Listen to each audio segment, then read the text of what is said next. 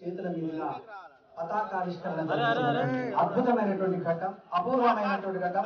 జయ హో భారత్ అంటూ మనమంతా కూడా నిలదీయాల్సినటువంటి శుభతరుణం. త్రివర్ణ పతాకాన్ని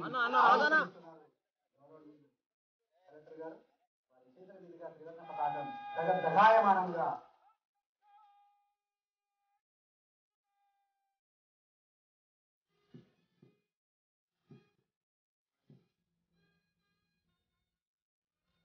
సెకండ్ ప్లాటూన్ శ్రీకాంత్ ఆర్ఎస్ఐ గారు, థర్డ్ ప్లాటూన్ రమేష్ గారు ఆర్ఎస్ఐ గారు, ఫోర్త్ ప్లాటూన్ సాగర్ గారు ఆర్ఎస్ఐ గారు, అలాగే ఎన్సీసీ ప్లాటూన్ కమాండర్ గా కలెక్టర్ గారు వారు సందర్శించుతూ ఈ పరేడ్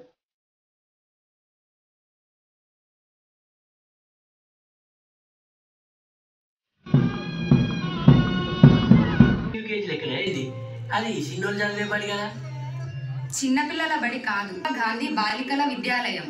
మా బడిలో ఆడపిల్లలను చేర్చుకొని 6వ తరగతి నుంచి free uniform and for slow learners are given special care. నాకు ముచ్చట చెప్పన్నా చెప్పు. మక్కారపడిలా ఇంత మంచిగుంటుందని తెలియక నా ఇద్దరు పిల్లగాళ్ళను వ్యాన్ ఎక్కించి వేరే ఊరు బడికి పంపుతాన్నా. మీరు కూడా మా ఎలగండ్రకి ఇలా చూసుకోడానికి వచ్చినాయి కాదు, బడి పిల్లల కోసమే వచ్చిన. జిల్లా పరిషత్తు, గవర్నమెంట్, కేజీబీవి, మోడల్ స్కూళ్ళు, మైనారిటీ స్కూళ్ళు, విజువల్లీ ఛాలెంజ్డ్ శాఖ వారు కూడా పనిచేస్తున్నారు. అన్ని రకాల పాఠశాలలు విద్యార్థుల వికాసం కోసము మరియు సమగ్రాభివృద్ధి గౌరవ జిల్లా కలెక్టర్ గారు మాట్లాడవలసిందిగా కోరుతున్నాను.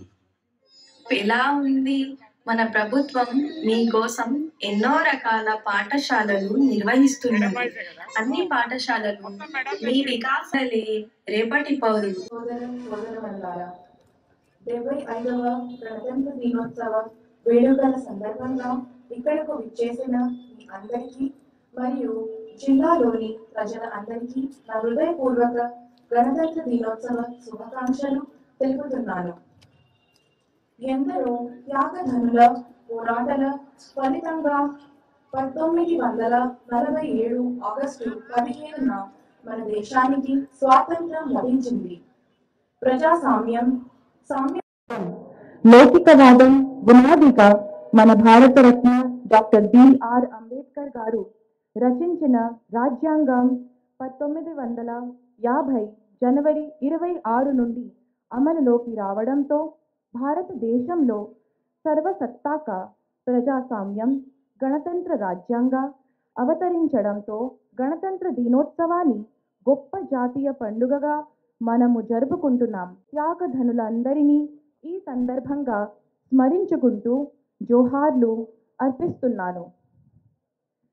ప్రజల జీవన ప్రమాణాలను మెరుగుపరచడమే లక్ష్యంగా ప్రభుత్వం ప్రవేశపెట్టిన సంక్షేమ అభివృద్ధి పథకాలను జిల్లాలో పకడ్బందీగా అమలు చేస్తూ జిల్లా సమగ్ర అభివృద్ధికి కృషి చేయడం జరుగుతుంది.